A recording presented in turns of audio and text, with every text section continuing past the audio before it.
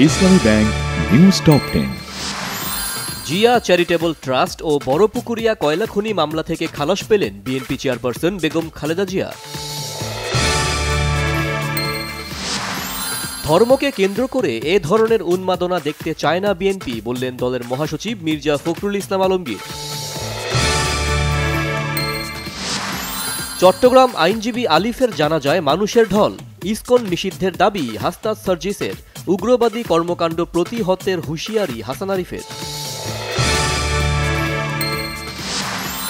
ISKCON নিষিদ্ধ চেয়ে আবেদন, এটি এখন সরকারের ১ নম্বর এজেন্ডা, হাইকোর্টকে জানালেন অ্যাটর্নি জেনারেল। চিন্ময় দাসকে নিয়ে উদ্ভূত পরিস্থিতিতে ভারত রাষ্ট্রীয়ভাবে উস্কানি দিচ্ছে, অভিযোগ গণতন্ত্র মঞ্চের নেতাদের। বৈষম্য বিরোধী আন্দোলন কেন্দ্রিক বিভিন্ন মামলায় সাবেক আইনমন্ত্রী আনিসুল হক ও সাবেক খাদ্যমন্ত্রী কামরুল ইসলাম ৩ দিন করে রিমান্ডে। ব্যবসার নামে বহু উদ্যোক্তা জনগণের টাকায় সম্পদ কামিয়ে দেশ থেকে উধাও হয়ে গেছেন, মন্তব্য শ্রম ও কর্মসংস্থান উপদেষ্টা ডক্টর এম সাখাওয়াত হোসেনের।